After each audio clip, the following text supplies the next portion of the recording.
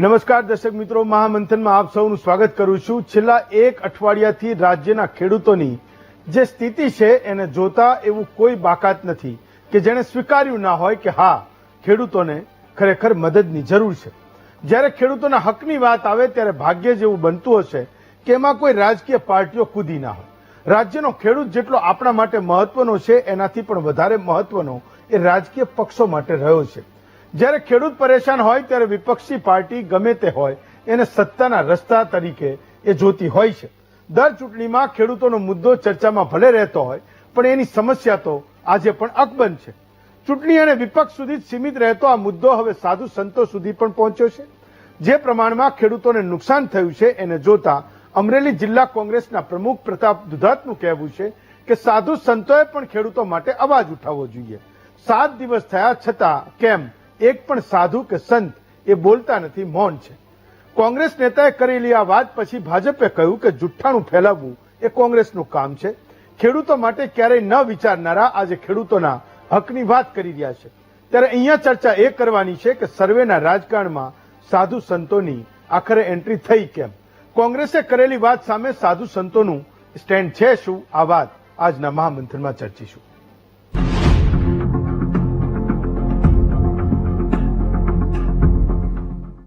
તો કુદરત જ્યારે માનવી પર વિતાડે છે ત્યારે એને એકમાત્ર ભરોસો એ માણસનો એટલે કે માનવીનો એને હોય છે।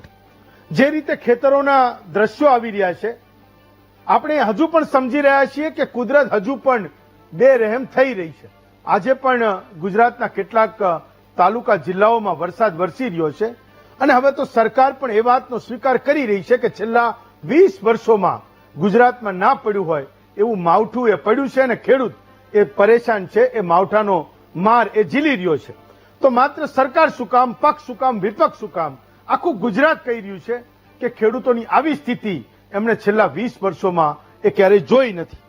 આ મદદની વાતો વચ્ચે કોંગ્રેસના નેતા અને અમરેલી જિલ્લાના કોંગ્રેસ પ્રમુખ એ પ્રતાપ દુધાત એ મેદાને આવ્યા। એમણે એક સ્ટેટમેન્ટ કર્યું કે ગુજરાતના ઉદ્યોગપતિ અને સાધુ સંતોએ સરકારને કંઈક કહેવું જોઈએ અને મદદ માટે એ ઉદ્યોગપતિઓએ અને સાધુ સંતોએ પણ બોલવું જોઈએ।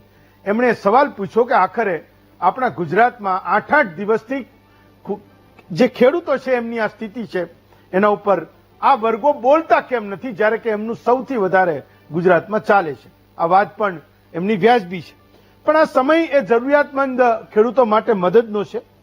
દરેક ધારાસભ્યો એ મુખ્યમંત્રીને અને સરકારને પત્ર લખી રહ્યા છે કે ભાઈ અમારે ત્યાં આવી સ્થિતિ છે ને તમે મદદ કરો। સારી વાત છે, એક જનતાના પ્રતિનિધિ તરીકે તમારે એ પત્ર પણ લખવો જોઈએ, પણ તમારે રૂબરૂ પણ જવું જોઈએ અને એની સાથે એ ધારાસભ્યો માત્ર એ પત્ર લખીને સંતોષ માનતા એ ધારાસભ્યો એમણે એક સિમ્બોલિક રીતે એ પણ કહેવું જોઈએ કે અમારો 1 મહિનાનો પગાર એ અમે સરેન્ડર કરીએ છીએ, સરકાર એ પગારને લઈ લે।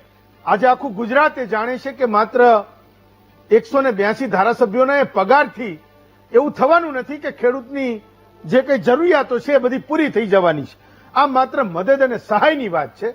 આ એક એના પડખે ઉભા રહેવા માટે એક વિવેકી પગલું હું માનું છું કે એ ધારાસભ્યોનું ગણાશે કે જો માત્ર એ પત્ર લખીને એ સંતોષ નહીં માને અને સરકારને એવું કહેશે કે ભાઈ ધારાસભ્ય તરીકે, જનતાના પ્રતિનિધિ તરીકે 3-4 લાખ લોકોના એ મતની કિંમત હું સમજુ છું, એમણે મને ચૂંટીને મોકલ્યો છે, મારે જે કરવું પડે એ આજે જનતા જ્યારે પરેશાન છે, ખેડૂત જ્યારે મુશ્કેલીમાં છે ત્યારે એના માટે હું કરવા એ બંધાયેલો છું। આ માવઠામાં સૌથી વધારે જે ખરાબ સ્થિતિ છે એ પેલા બિચારા ભાગ્યાની છે, જે જમીન વિહોણા જે ગરીબ પરિવારો છે, જે ખેડૂતની જમીન ભાગમાં લઈને વાવે છે, એને તો બિચારાએ મજૂરી પણ કરી, ખાતર પાણીનો ખર્ચ પણ કર્યો, એને ભલે માત્ર 25% હિસ્સો દેવાનો હતો પણ એ જમીનનો માલિક તો એ આખરે ખેડૂત છે।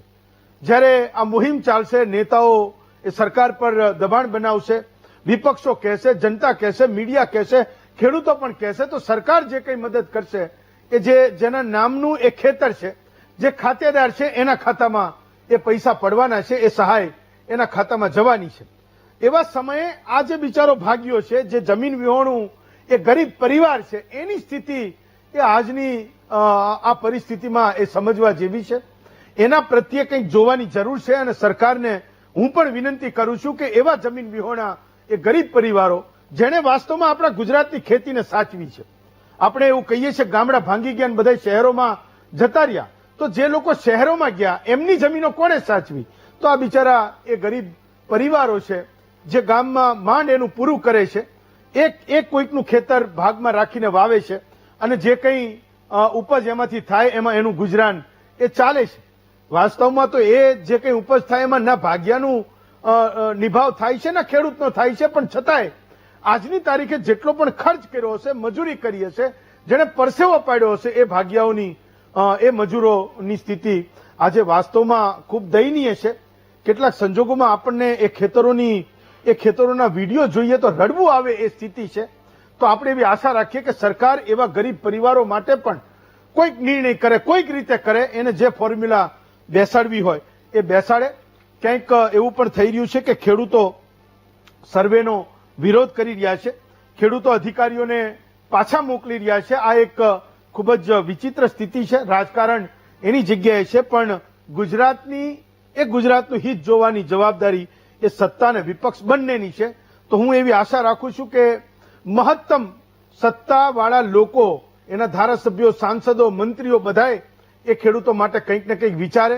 મુખ્યમંત્રી એવું કહી રહ્યા છે કે છેલ્લા 20 વર્ષોમાં એ ખેડૂતોની સ્થિતિ ના હોય એવી સ્થિતિ આ માવઠાથી બની છે, અને આવું માવઠું એ ગુજરાતે ક્યારેય જોયું નથી.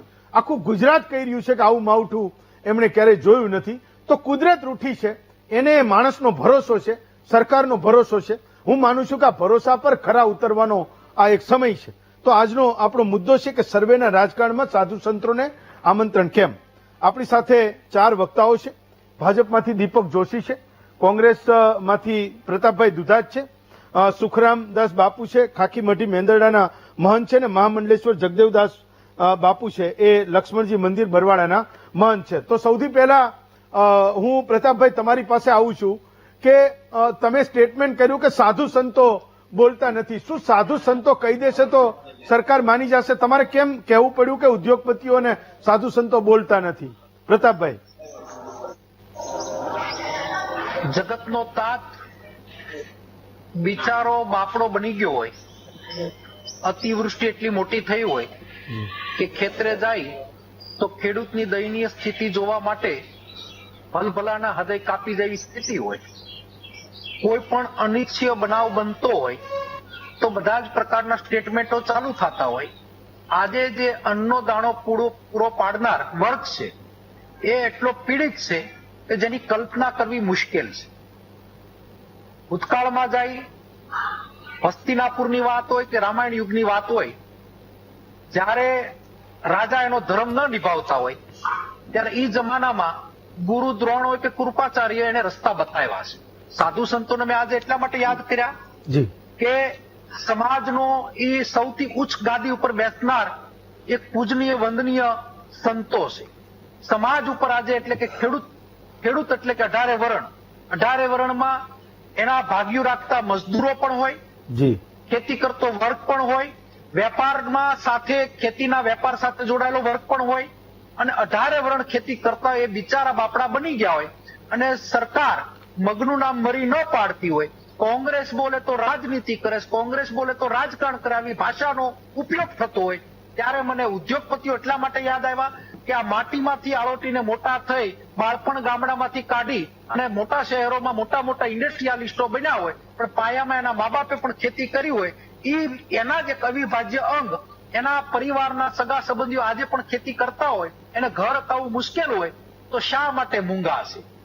તો બધા જ બોલો, સાધુ સંતો બોલો, ઉદ્યોગપતિઓ બોલો, વિવિધ સંસ્થાઓ બોલો, ખેડૂતો બોલો, ટીવી બોલો, સોશિયલ મીડિયા બોલો, બધા બોલો, ત્યારે કુંભકર્ણની નિંદ્રામાંથી આ સરકાર જાગે એવું મારું માનવું છે. શા માટે 7 દિવસથી ગતકડા ચાલે છે?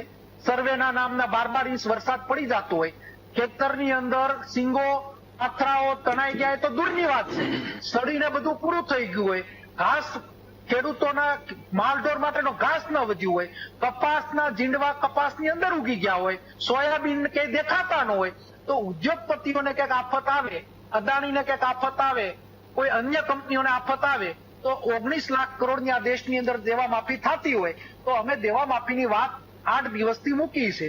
સરકાર સર્વેના નામના ગટકડા કરે છે, નવી નવી યોજનાઓ લાવે છે.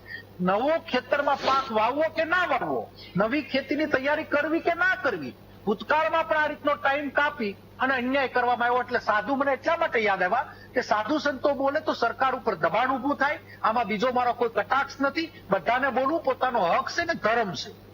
ફાઇન. જગતના તાતને આ પતાવી હોય, બધાને બોલવું એના ભાગરૂપે જેટલા સાધુ સંતો બોલ્યા એટલા આવકાર્ય છે અને નથી બોલ્યા એને વંદન છે. એ કાલે બોલશે એનો મને વિશ્વાસ. તો સુખરામદાસ બાપુ, આ એક એવી એક નિર્ણાયક ક્ષણ છે કે લોકો રાજનેતાઓ પાસે જાય, ધર્મ સત્તાઓ પાસે પણ આવે છે. માનો કે તમને કોંગ્રેસ એકવાર કહી દે કે તમે બોલો, કેમ બોલતા નથી ને પછી બોલો છો, તો તમારે પણ લોકોની પડખે ઉભા રહેવાની જવાબદારી છે. એમાં કઈ ખોટું તો છે નહીં.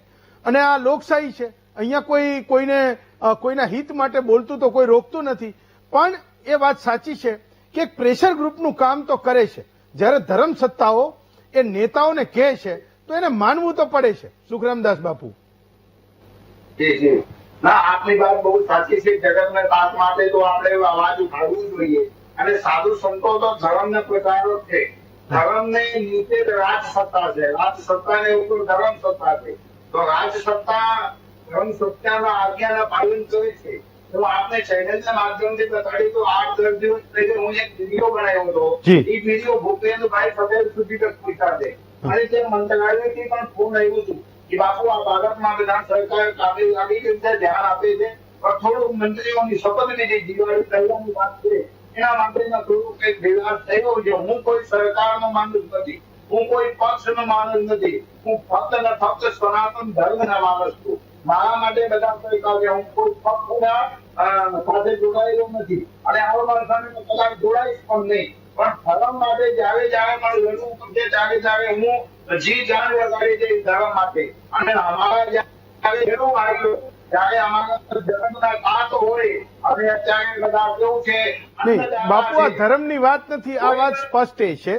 સુખરામદાસ બાપુ, આ વાત ધર્મની નથી, વાત એ ખેડૂતોની છે, માણસની છે, માણસની છે. હું આપને સાથે સ્પષ્ટ કરું છું કે ધર્મ સત્તા રાજ સત્તા પછીની વાત કરું છું. અત્યારે જે ખેડૂતોની વાત છે, ખેડૂતોને બધા સરકારને અમે વિનંતી કરીએ છીએ કે આપણે બીજા જે ઉદ્યોગપતિઓ છે એમને ઉદ્યોગપતિઓ તમને પૈસા આપશે, આપણા સમાજને કંઈક ને કંઈક કામમાં આવશે.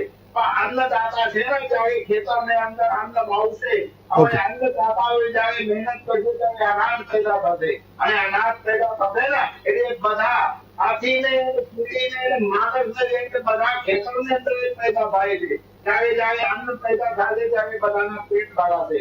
અને બધા વાતની વાતમાં હું સહમત છું. સાધુ સંતોને પણ કોઈ કર્યા છે અને સાધુ સંતોએ અગર ચૂપ રહેશે ને તો સમાજમાં તો મોટી ખોટ પહોંચશે. એટલે સાધુ સંતોને પણ જે આપણા કિસાન ભાઈઓ છે, કિસાન ભાઈઓને પક્ષમાં આવવું જોઈએ અને કિસાન ભાઈઓ. ફાઇન, ચાલો, ઓકે, હું સમજી ગયો તમારો મત.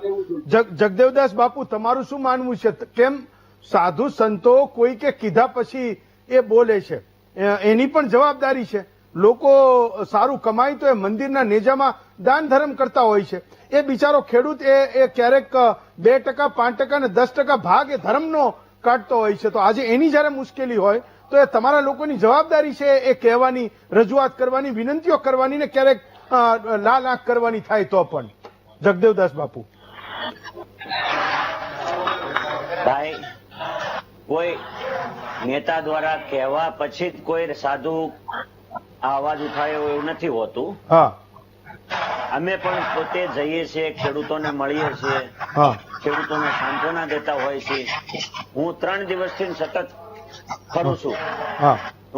અહીંયા અમારે લીંબુના પાક છે, મોટા બાગાયતી ખેડી છે, ખેતી લીંબુઓની, કપાસનું.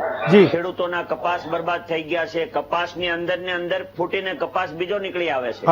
લીંબુ ખરી ગયા છે, ફાલ જેને મોટા આખા બાગાયતી ખેતી કરી છે લીંબુનો, એનું લીંબુ બરબાદ થઈ રહ્યા છે.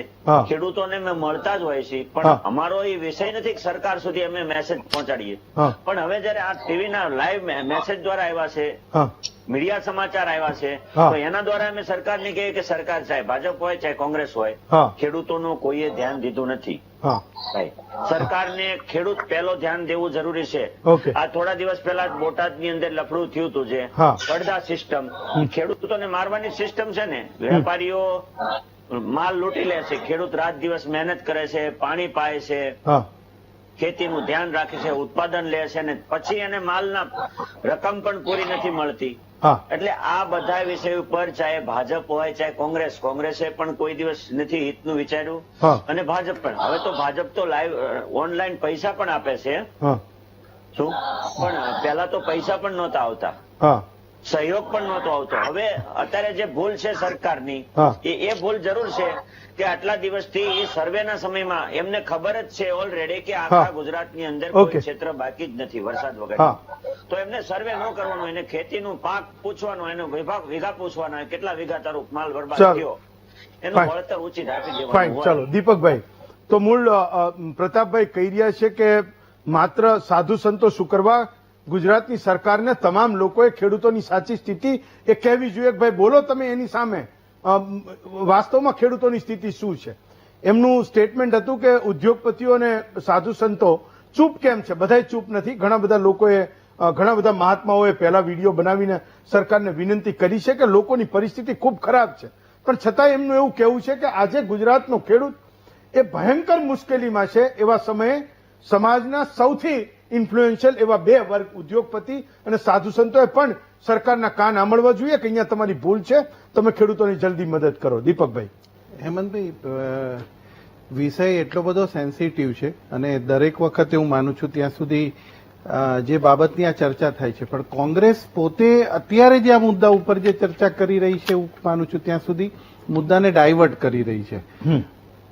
સરકાર પોતે ચિંતિત છે, સરકારે પોતે સર્વે પણ કરી રહી છે, સરકાર પોતાની જવાબદારીમાંથી ક્યારેય ખસતી નથી અને ખસવાની પણ નથી. પરંતુ એક વાત છે કે જ્યારે કોઈને પણ આવી રીતે ધારો કે સાધુ સંતો છે કે ઉદ્યોગપતિ છે, સરકારની પોતાની જવાબદારીમાં આવે છે ને સરકાર પોતે કરી રહી છે, પરંતુ એવું બતાવવાનો પ્રયત્ન કરી રહી છે કોંગ્રેસ પોતે કે આ લોકો પણ ઇન્વોલ્વ થાય, એટલે મેટરને એકદમ હાઈપ આપવાની વાતચીત કરી રહી છે. હકીકતની અંદર દરેક જે મંત્રીઓ છે એ લોકોને પણ જવાબદારી સોંપી છે, નીચે સુધી વ્યવસ્થિત રીતે એની માપણી થાય, બધાને જે કઈ વસ્તુના જે કઈ લાભ મળી શકે એના માટેનો સર્વે પણ થઈ રહ્યો છે. હા, જ્યારે આવી વસ્તુ બને છે, તમે સમજો કમોસમી વરસાદ છે અત્યારે, અને આપણે અત્યારે અચાનક આ પરિસ્થિતિ આવી ગઈ છે. સવાલ એટલો છે કે હું માનું છું ત્યાં સુધી આ મુદ્દાને ડાયવર્ટ ન કરીએ વધારે સારું છે. સરકાર પોતે ચિંતિત જ છે આ બાબતની અંદર, અને તમે જોયું હશે કે જ્યારે પણ ઇન્સ્યોરન્સ કંપનીની પણ જયારે વાતચીત આવતી હતી પાક વીમાની ને એની, ત્યારે પણ જ્યાં એમને બ્લેક લિસ્ટેડ કરવા પડ્યા છે તે બ્લેક લિસ્ટેડ કરેલા છે. હા, પણ મુદ્દા અમુક વખતે જયારે ડાયવર્ટ કરવામાં આવતા હોય, ખરેખર ખેડૂતોનો મુદ્દો છે, તો ખેડૂતોની બાબતમાં એ લોકોને કેટલી સહાય મળી શકે, ઝડપથી મળી શકે, એ માટે સરકાર પૂરેપૂરી ચિંતિત. પણ માનો કે સાધુઓ કદાચ સરકારને કહી દે તેમાં વાંધો શું છે? વાંધો કઈ નથી. માનો જીતુભાઈ કૃષિ મંત્રી તરીકે એના 5 ગુરુઓને કોઈને માનતા હોય, કોઈ સાધુ મહાત્માને મઠ અને મંદિરને માનતા હોય અને કહી દે તેમાં વાંધો શું છે? એમાં ક્યાં દબાણ બની ગયું કે પ્રેશર બની ગયું? નહીં, હેમંતભાઈ, તમે દબાણની વાત નથી, હું તમને કહું કે જેનો જે વિષય ને તમે સમજો, હું તમને કહું એમની લાગણી ને બધી વસ્તુઓ એ પોતે પહોંચાડી શકે છે, એમાંના નથી, પણ સાધુ સંતોને પિક્ચરમાં લાવવાની ક્યાં જરૂર છે? જ્યારે સરકાર પોતે કરતી હોય તો આ વિચાર એ લોકોને કેવી રીતે આવે છે? એટલે કહેવાનો મતલબ એવો છે કે કહેવાનું કે સરકાર પોતે ધ્યાન નથી આપતી એટલે આ લોકો પિક્ચરમાં આવે. હકીકતની અંદર સરકાર પોતે જ ચિંતિત છે, સરકાર પોતે ચિંતિત છે, સરકાર ખેડૂતો સુધી પહોંચી છે, ખેતર સુધી પહોંચી ગઈ છે, ત્યારે આ મુદ્દાને એ લોકો ડાયવર્ટ કરવાનો પ્રયત્ન કરે છે કે ઉદ્યોગપતિ પણ આની અંદર આવે, સાધુ સંતો પણ આવે. જ્યારે સરકાર પોતે કરી રહી છે ત્યારે પોતાની પાસે કોઈ મુદ્દો નથી, એટલે કોંગ્રેસ ડાયવર્ટ કરી રહી છે. ફાઇન, ચલો પ્રતાપભાઈ, તો મુદ્દો એ છે કે તમે ડાયવર્ટ કરવાનો પ્રયત્ન કરી રહ્યા છો, જ્યારે કે લોકશાહીમાં આ સત્તાને વિપક્ષે સવાલ પૂછવા જ જોઈએ. ભાઈ, એને એ જવાબદારી સોંપી છે. સાધુ મહાત્માઓની એ જવાબદારી નથી કે સરકારના કાન આંબળે, પણ જ્યારે એનો ભક્ત, એનો ખેડૂત, એને દાન કરનારો વ્યક્તિ, એ નેજાને નિભાવનારો વ્યક્તિ, આમ તો ભગવાન બધાને નિભાવે, પણ એ મુશ્કેલીમાં હોય તો બોલવું તો જોઈએ. એમાં કઈ લાંબો ફરક પડતો નથી. પ્રતાપભાઈ, રાજ ધર્મની અંદર ધર્મ સત્તાની ઇન્વોલ્વમેન્ટ મેં એટલા માટે કરાવવાની હતી મારી અનુભૂતિ છે તોકતે વાવાઝોડામાં પણ આ રીતના સર્વેની વાતો થઈ હતી. હા. 2024 નું પેકેજ આપ્યું એમાં પણ સર્વેની વાતો થઈ હતી. જી. મારા વિસ્તારની અંદર વીટીવી તમારા પત્રકાર મિત્રો સાથે ગામડાના ખેડૂતોને નિરપક્ષ કોઈ રાજકીય વાત કરવી નથી. આની પર કોઈ ડિબેટ પણ ના હોવી જોઈએ. સાધુ સંતોને મેં એટલા માટે યાદ કર્યા કે મહત્વના સાધુ સંતો બોલે તો સરકાર ઉપર દબાવ ઉભો થાય, ઉદ્યોગપતિઓ બોલે તો સરકાર ઉપર દબાવ ઉભો થાય, અને દબાવ ઉભો થાય તો 5-5 વર્ષથી ખેડૂત પીડાઈ રહ્યો છે. ખેડૂતની પીડા એ પ્રકારની છે કે વાતાવરણ ચેન્જ થવાથી તોકતે વાવાઝોડું આવ્યું. 2018 ની અંદર અતિવૃષ્ટિથી પાથરા તણાણા અમે પણ ઘેડથી લઈને બધી મુલાકાતો લીધી, રજૂઆતો થઈ. આ બધું હેમંતભાઈ લેખિત પેપર ઉપરની વાત છે, નહીં કે અંબક. પ્રાઇવેટ વીમા કંપનીઓ અમારા વીમા લઈને ભાગી ગઈ ફ્લોર ઉપર. ત્યારે આરસી ફળદુએ વિધાનસભાની અંદર, હું ધારાસભ્ય હતો, અને સ્વીકાર્યું કે પ્રાઇવેટ કંપનીઓ અમને હોકારો આપતી નથી. આ શબ્દ હું જવાબદાર પૂર્વક બોલી રહ્યો છું. પાક વીમાને મરજિયાત કર્યો. પાક વીમાની પહેલા આપણા દેશના, એટલે કે આપણા વડાપ્રધાન, ઘરના વડાપ્રધાન ગુજરાતમાં ભાષણ કર્યું હતું કે ખેડૂતનો પાક ખેતરમાં હોય, ખડું તૈયાર હોય, ખડા તૈયારની અંદર પાકની અંદર વરસાદ આવશે તો સીધા પૈસા આપવામાં આવશે. હવે સેટેલાઇટની યોજનાને લાગુ પાડવાની વાત કરી. 2024માં અતિવૃષ્ટિ થઈ, આખું વર્ષ અમે ધરણા કર્યા, આંદોલન કર્યા. મારા ગામને વળતર મળ્યું. સર્વેના આધારે બાજુની સેઢા ઉપરની જમીનને વળતર ના મળ્યું. તો હું એમ કઉ છું કે 10 ઇંચ વરસાદ પડે છે તો શા માટે ગતકડા કરે છે કે ડ્રોપ પિન કરો, ફલાણું કરો, સર્વે કરવા જાઓ. ખેતરમાં ઘુસાવી સ્થિતિ જ નથી. હું એમ કઉ છું કે દેવા માફી કરો. તમે નરેન્દ્રભાઈના આવ્યા પછી હિન્દુસ્તાનમાં કંપનીઓના 19 લાખ કરોડના દેવા માફ થાય છે. મનમોહનસિંહની સરકારે 72,000 કરોડના દેવા ખેડૂતોના માફ કરેલા છે. કોંગ્રેસની સરકારે છત્તીસગઢમાં દેવા માફ કરેલા છે. મધ્યપ્રદેશની અંદર કોંગ્રેસે દેવા માફ કરેલા છે. ખેડૂતના દેવા માફ કરો, વધારાની વાતો બંધ કરો. સાધુ સંતોની લાગણી દુભાણી તો ક્ષમાયાચના. મેં ખેડૂતો માટેની વાત કરી છે, રાજકારણની એમાં કોઈ વાત નથી. ખેડૂતના દેવા માફ કરે, ભારતીય જનતા પાર્ટીને આવકારવા હું જઈશ. ખેડૂતના દેવા માફ થશે તો ભાજપનો મતનો જનાધાર વધશે. આમાં કોંગ્રેસને કોઈ રાજકારણ કરવું નથી. કોંગ્રેસ બોલે નહીં તો ટીવી ઉપર એ પ્રકારની વાત થાય છે કે કોંગ્રેસ વિરોધ કરતી નથી કે વાત કરતી નથી. અમે તમારા વખાણ કરીએ તો અમે દેશભક્ત, અમે તમારી આલોચના કરીએ તો અમે દેશદ્રોહી, અમે તમારી આલોચના કરીએ તો રાજદ્રોહી. આ તો ક્યાં પ્રકારનું? ઓકે પ્રતાપભાઈ, તમે સર્વેની વાત કરી. માનો કે ખેતરમાં જવાય એવી સ્થિતિ નથી. ક્યાંક મેં કીધું કે દ્વારકા અને કેટલાક જિલ્લાઓમાંથી રિપોર્ટ આવી રહ્યા છે કે ખેડૂતો એ અધિકારીઓને પાછા મોકલી રહ્યા છે. અધિકારીઓમાં એ સંવેદના નહીં હોય. ખેડૂતો પાછા મોકલી દેશે તો સરકારને રિપોર્ટ કરી દેશે અમને સર્વે નથી કરવા દીધો. હું માનું છું કે આ મુદ્દો વધારે એ ગરમ થશે તો એ ખેડૂતોનું અહિત થશે જો આવી સ્થિતિ બનશે તો. હેમંતભાઈ, તમારી ટીવી મારફત ભારતીય જનતા પાર્ટીને હું ચેલેન્જ આપું છું. મારા ગામનો દાખલો આપું, વિધાનસભાનો દાખલો નથી આપતો, અન્ય ગામનો દાખલો નથી આપતો. એક ગ્રામ સેવક આવે, 2000 ખાતા છે મારા ગામની. 2000 ખાતા છે, 2000 ખેડૂતોના ખેતરમાં એક ગ્રામ સેવક પહોંચી શકે ખરો? ના પહોંચે. દિવસ ટાઈમ કેટલો? ના પહોંચે. એની પાસે મિકેનિઝમ છે ખરું? ઓકે. એની પાસે અધિકારીઓ છે ખરા? ત્રણ તાલુકા વચ્ચે એક વિસ્તરણ અધિકારી છે. ક્યાં આધારે એ લોકો રિપોર્ટ તૈયાર કરશે? ભારતીય જનતા પાર્ટીના પ્રવક્તાને મારી ચેલેન્જ છે કે હું રાજકારણ કરતો તમને દેખાતો? તમે આવો, તમે કયો એ ગામની મુલાકાત લઈએ. આજે મારા ગામનું ઓળિયા ગામ છે, એના સરપંચ મારી બાજુમાં બેઠા છે. ઓળિયા ગામમાં સવારથી સર્વેની માથાકૂટ ચાલે છે. એક ખેતરનું સર્વે થયું છે. આજે હું લીખાળા ગામની મુલાકાત લઈને આવ્યો આવું છું. આખા દિવસ, એટલે કે 4 વાગ્યા સુધીની વાત છે, આખા દિવસમાં 6 ખેડૂતના સર્વે થયા છે.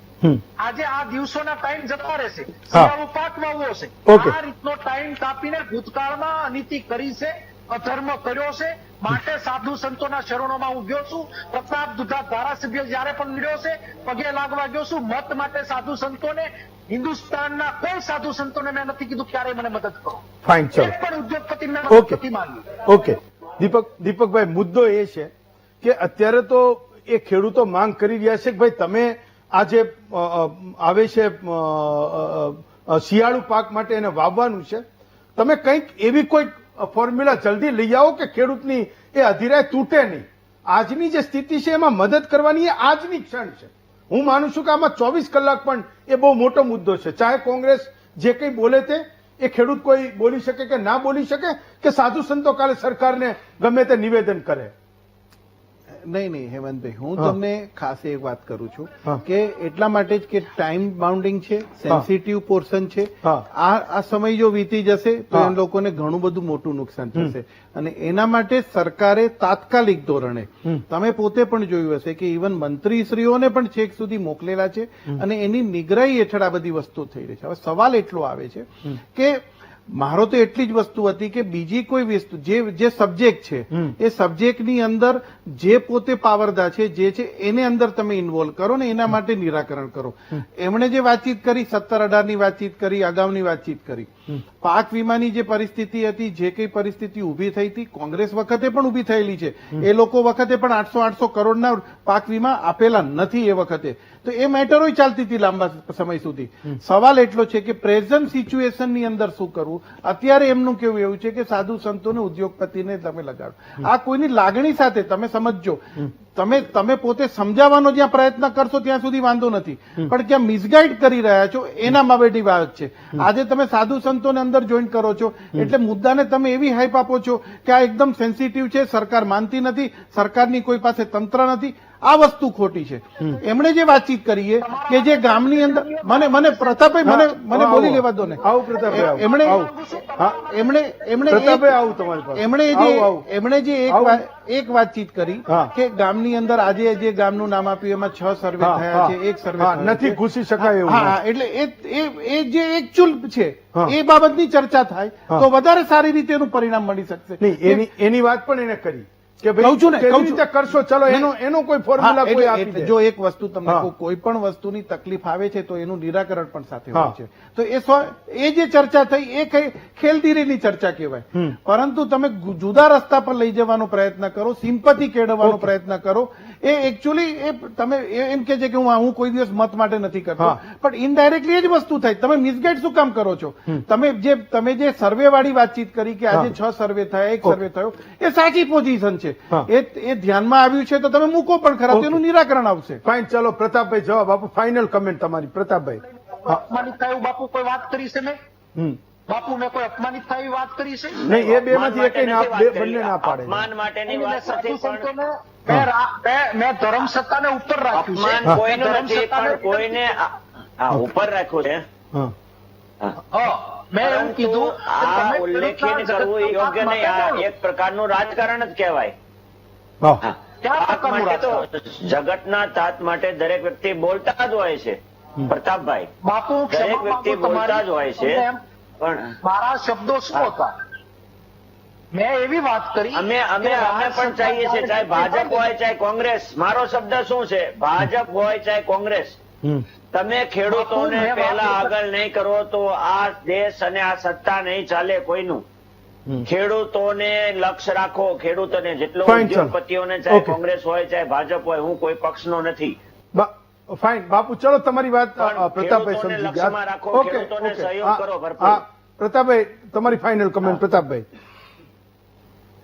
મારી ફાઇનલ કોમેન્ટ એટલી છે કે કોઈની લાગણી દુભાડી તો ક્ષમાયાચના. ફરી વખત સાધુ સંતોના શરણોમાં મારા વંદન.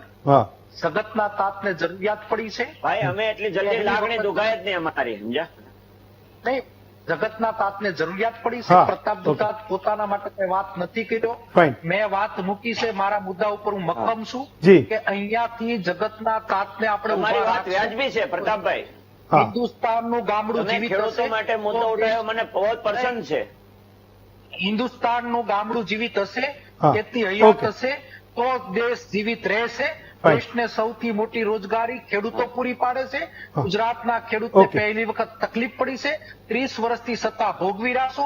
19 લાખ કરોડની કંપનીઓના દેવા માફ કર્યા છે, તો એકવાર ખેડૂતના દેવા માફ કરો. ભારતીય જનતા પાર્ટીને આવકારવા, સન્માન કરવા પ્રતાપ દુતાત સર્વે વગર, પ્રતાપભાઈ સર્વે વગર, સેના વગર સીધું કોની પાસે કેટલા વીઘા છે એ પ્રમાણે આપવાનું શરૂ કરો. ચલો, હવે તો છેવટે સાધુ સંતો પણ એ રેલીમાં જોડાયા છે ને પ્રતાપભાઈની વાત સાથે સહમત છે. ફાઇનલ કમેન્ટ દીપકભાઈ. ફાઇનલ પ્રતાપભાઈ 1 મિનિટ સાંભળી લો ખાલી. ફાઇનલ દીપકભાઈ.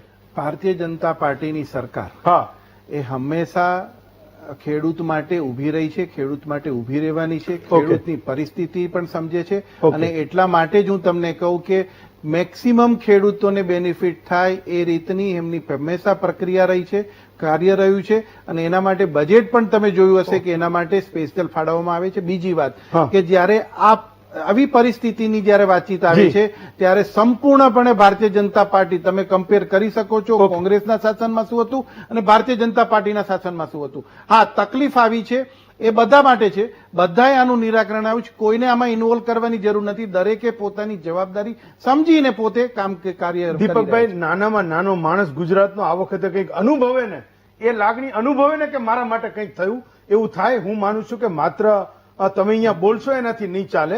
એ જવાબ હું ફરી આ વિષય પર જયારે ચર્ચા કરીશ તો એ પણ જવાબ લઈશ. દીપકભાઈ, પ્રતાપભાઈ, સુખરામદાસ બાપુ અને મહામંડલેશ્વર જગદીશદાસ બાપુ, હું ચારે વક્તાઓનો ખૂબ ખૂબ આભાર માનું છું.